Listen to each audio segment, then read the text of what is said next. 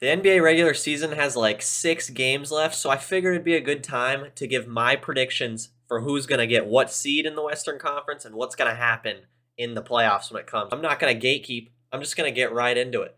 First round, I've got the number 1 seeded Thunder versus the number 8 Mavericks.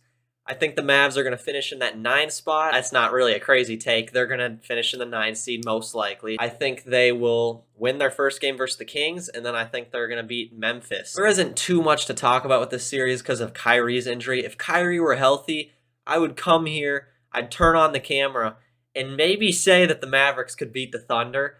It would take 7 games, but maybe I would go out there and make that prediction. But the Mavericks just have Anthony Davis and Clay right now, so this is going to be an easy one for the Thunder. I just got 5 games. And yeah, Thunder move on to the next round. This might look like a shocker. There's going to be a lot of shockers in this video. But I got the number 2 Rockets versus the number 7 Warriors. I got the Warriors playing Memphis in the first round of the play-in, slipping out of the top 6 seeds and beating Memphis like I said in the last round. This series I think would be pretty sick if it happened. The Rockets, young team, no experience, but really good. Jalen Green buckets, especially in March, he's been balling. Sengun, however you say it, is a dog. Made the All-Star game this year. But since the trade deadline, the Warriors have been on fire with Jimmy Butler after trading for him. I think the Warriors are going to stun the Rockets in 7 games.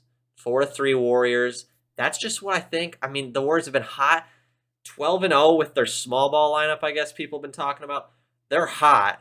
They have a rough schedule to finish the season, so I think they're going to slip. But then, I mean, they have so much experience as a team. The coach, obviously, they've been here before. I think they're going to stun the young Rockets and move on to the next round. This is a little bit out there. But yes, the Timberwolves are going to the number 3 seed. These predictions might be just a little bit too hopeful, but they're going to go to the 3 seed. I have reasoning. Hold on, I have reasoning. Super easy schedule. All the Timberwolves need is to finish 6-0, and then they need the Nuggets to go 3-2 and the Lakers to go 4-3. If that happens, the Timberwolves move up to the 3 seed, and I'm banking on that happening with how easy their schedule is.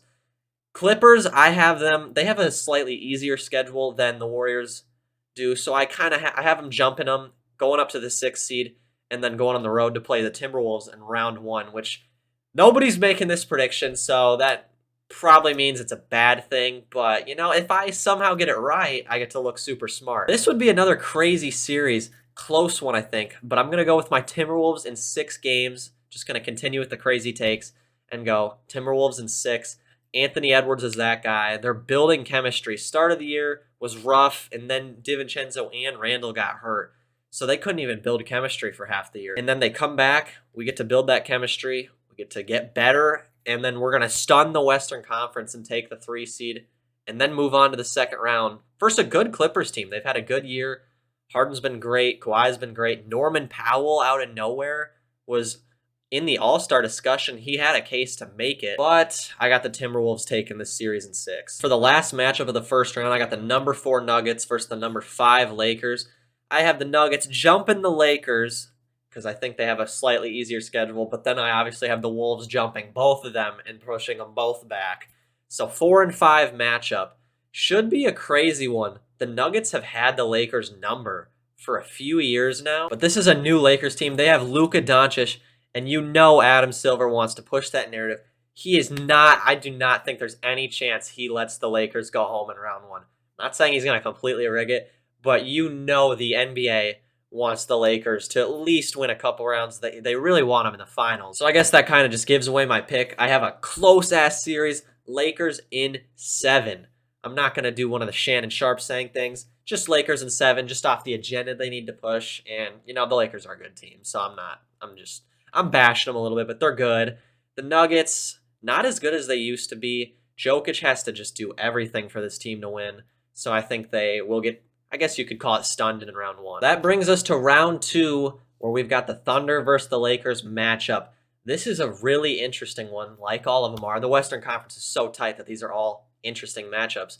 Thunder, young team. They got some experience losing last year. Lakers, I mean, we know LeBron has been there. Luka has been to the finals. Lakers have Luka, LeBron, and the agenda going for them. So I'm going to go with a tight, crazy series, but Lakers in 7. Once again, winning and going to the Western Conference Finals. On the other side of the bracket, I've got the Timberwolves versus the Warriors. Number 3 seed versus number 7. The seeding's a little questionable. It's out there. The Warriors, like I said, have been super hot, but they haven't played a lot of very good teams. And I mean, they played Miami and they got blown out. So it's like, is it legit?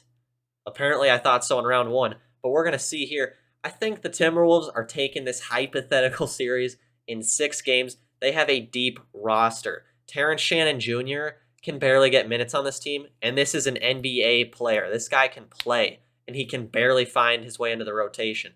Rob Dillingham was the 8th overall pick, can't find his way into the rotation. So I think the deeper team is going to win this series, and that's a very unbiased pick. Now for the Western Conference hypothetical finals, number 3 Timberwolves versus number 5 Lakers. The Timberwolves in this hypothetical jump from a play-in team to having home court advantage for the whole playoffs. And now they are faced with a tough Lakers team with the narrative, Luka, LeBron, all the names. It's a crazy hypothetical series that we could see way earlier back in real life, but we're seeing it in the Western Conference Finals here. This is a Luka versus Timberwolves rematch. Last year, Luka shit on us, man.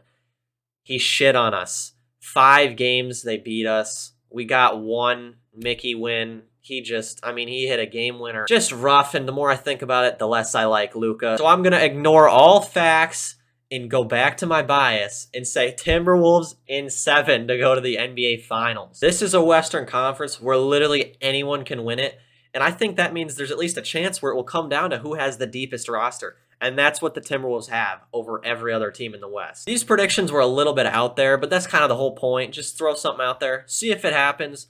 If not, it was just a prediction for fun. If this video does good, I'll be sure to predict the Eastern Conference and see who's going to match up against the Timberwolves in this hypothetical finals.